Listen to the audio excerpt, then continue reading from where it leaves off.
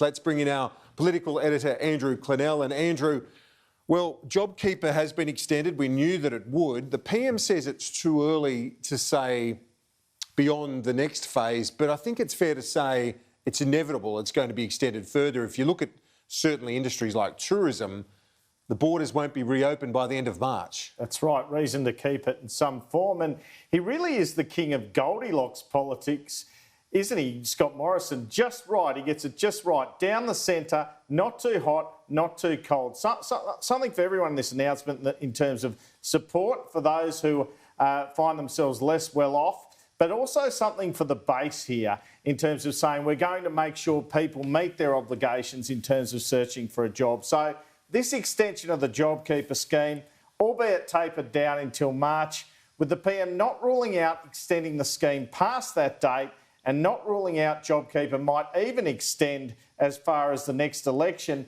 we can see what it means here. Pretty confusing to follow, I have to say. What is now a $750 payment a week for employees tied to a business through JobKeeper will become $600 a week from October to December, $500 a week from December to March, tapering down, as we previewed yesterday. Also, the PM was not ruling out, as is being speculated on in Liberal circles, an early election late next year. That means JobKeeper conceivably could go to that point. The earliest it can hold an election is August. Have a listen. Could we see some manifestation, depending on the virus of this scheme, until the next election?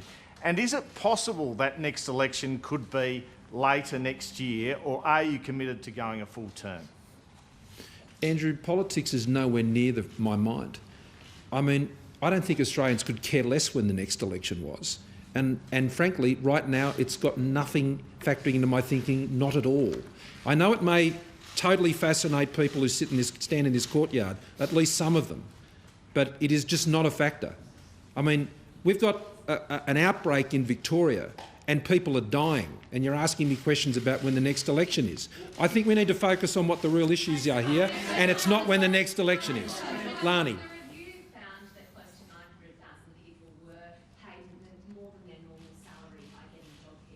Do you accept that would still occur even with the changes that we're making today? Well, the Treasurer may want to comment on this as well, but look, I think the scope of that will...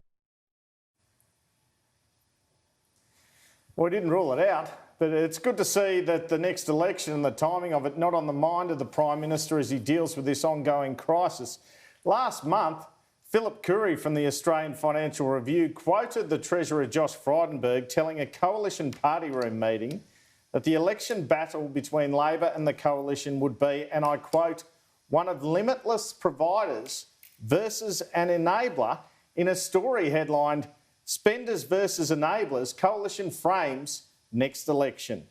And we can see some of that framing today with the government announcing it will bring back mutual obligation for those on JobSeeker, even for those affected by another lockdown in Melbourne. It also announced a new extended dole from September to December, which will be $810 a fortnight. Now, this JobSeeker payment was $565 a fortnight pre-COVID when it was New Start, and has been $1,100 a fortnight during the pandemic. But today's policy ahead of next Thursday's budget update, which includes a new, this Thursday's budget update, which includes a new part-time rate for JobKeeper of $750 a week, scaling down to $650 a week, produces some anomalies, such as someone could be working 19 hours a week on JobKeeper and earning less than somebody doing nothing on the dole. Let's listen to the Prime Minister getting a question on that.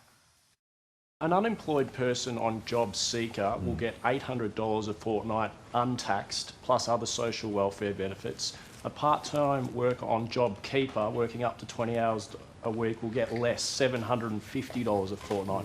I'm just interested in understanding the thinking behind that, because it sounds a bit counterintuitive. Well, what you're assuming is that no one's doing any work.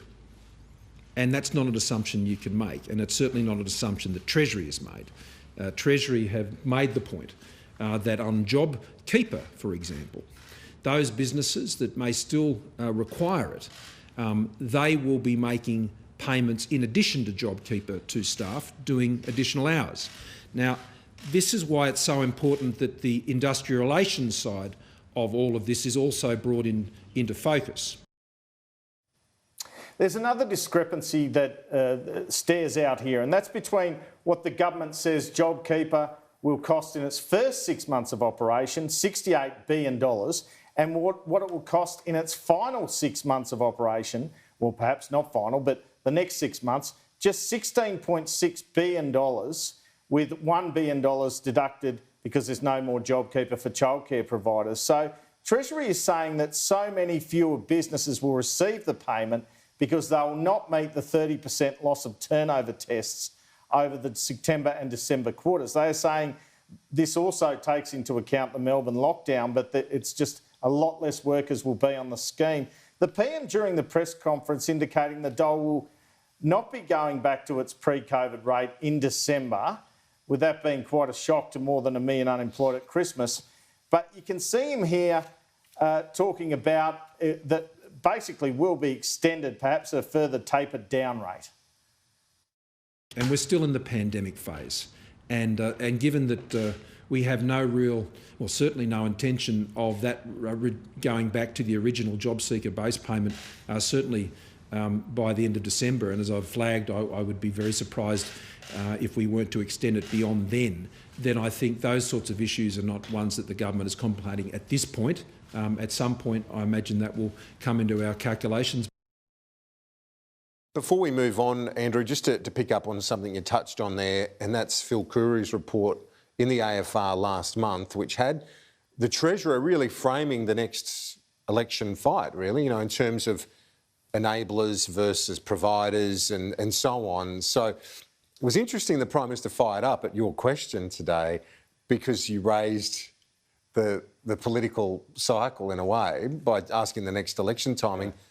But for every politician, the next election is well and truly in their minds. How dare I ask a politician about politics, you mean? I thought it was interesting. I thought it was a clever way, really, of the PM to avoid answering the question, because I'm pretty sure that's what his plan is. He knows if he goes full term, unemployment will be very high, and he can't keep JobKeeper going forever, because ultimately it goes from being that support scheme for companies to a way to mask the unemployment rate. And even he said he can't keep it going forever, but he didn't rule out extending it past March. But yeah, he fired up, sure. We saw in that report from Phil Coorey that Josh Frydenberg was talking about the election already. Down here, they talk to you about Labor all the time. Even during the pandemic, I was saying to people in government, guys, focus on the pandemic, not what Anthony Albanese's doing. But, this is the cut and thrust of politics. Water off a duck's back, Kieran.